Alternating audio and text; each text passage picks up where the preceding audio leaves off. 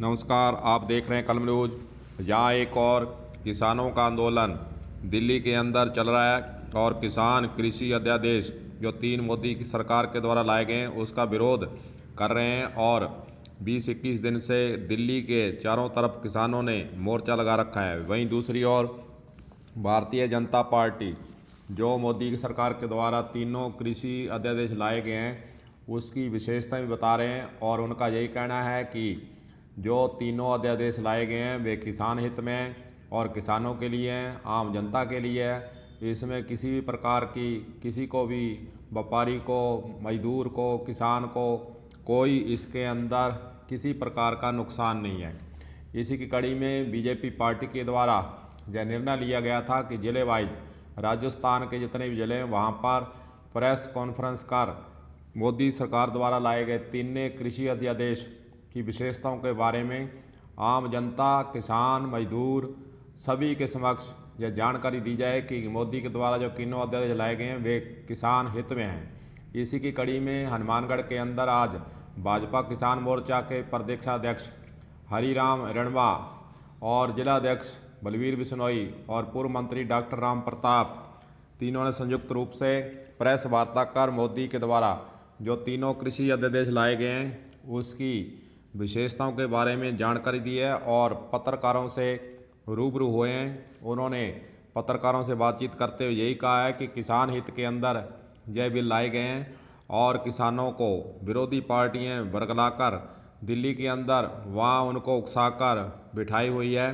किसान जो है पार्टियों के बहकावे में आ चुके हैं, इसीलिए किसान आंदोलन है और वो आंदोलन कर रहे हैं। लेकिन विरोधी पार्टियों के द्वारा खासकर उन्हें आरोप लगाया कि विरोधी पार्टी इसके अंदर आग में घी डालने का काम कर रही है, जबकि मोदी द्वारा जो सरकार ने तीनों अध्यादेश लाए वे किसान हित में हैं। आइए आपको सुनाते हैं कि किसान मोर्चा के प्रदेशाध्यक्ष का इस संबंध में क्या कहना है। बल देने का काम किया है।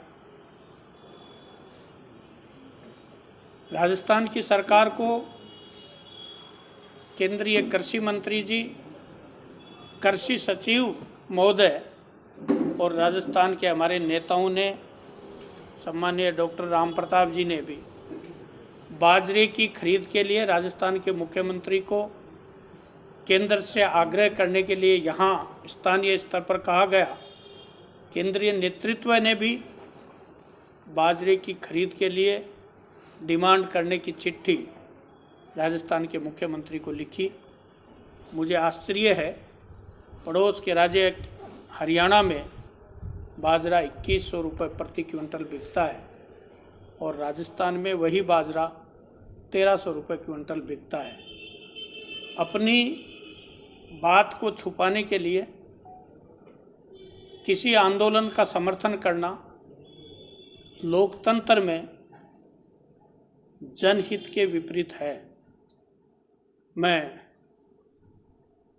नरेंद्र भाई मोदी के किसानों के सोच के प्रति सोच का सकारात्मक जो रवैया रहा है उसकी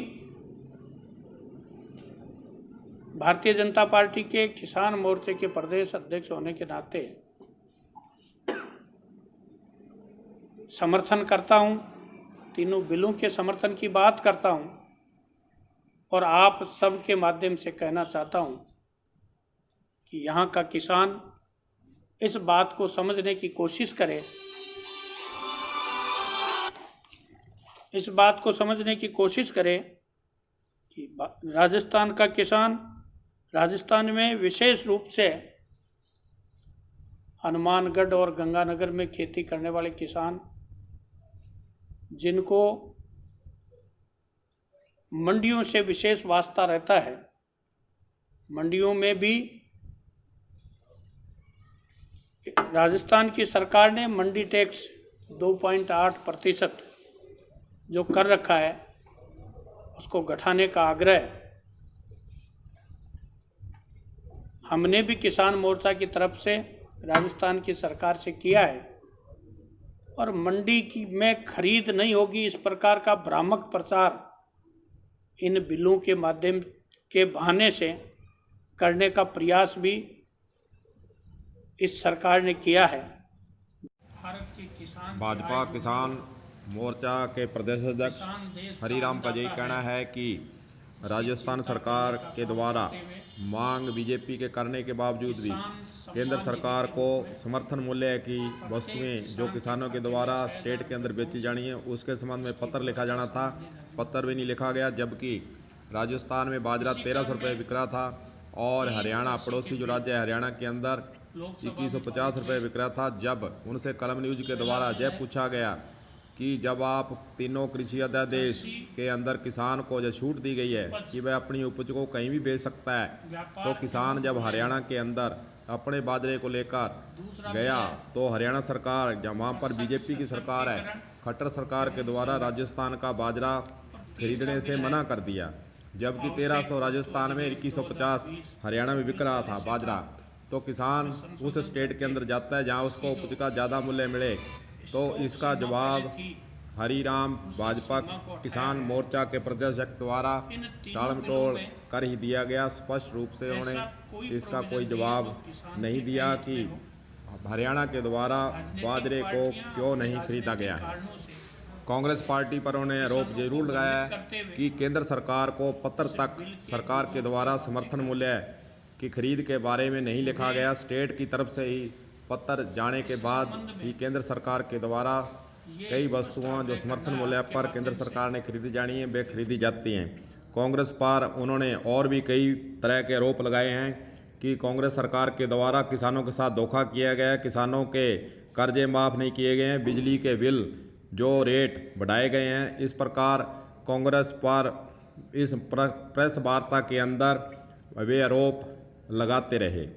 अब देखना होगा कि जो किसानों का धरना दिल्ली के अंदर चल रहा है और एक तरफ बीजेपी पार्टी के द्वारा प्रत्येक ज़िले में जाकर इसकी विशेषताएं बताई जा रही हैं, वहीं दूसरी ओर किसान दिल्ली के अंदर तीनों कृषि अध्यादेश को वापस लाने के लिए अड़े हुए हैं। अब देखना होगा कि मोदी सरकार किसानों को समझा पाती है कि इसकी विशेषताएं इसके किसान हित में, या फिर जो दिल्ली के अंदर किसान बैठे हैं उनकी मांग के अनुसार, उनकी जो लंबे समय से धरना चल रहा है 20-21 दिन हो चुके हैं, उस मांग को देखते हुए तीनों कृषि अध्यादेश को वापस करने का निर्णय लेती है। कलम न्यूज़ के लिए गुरदेव सिंह सैनी की रिपोर्ट।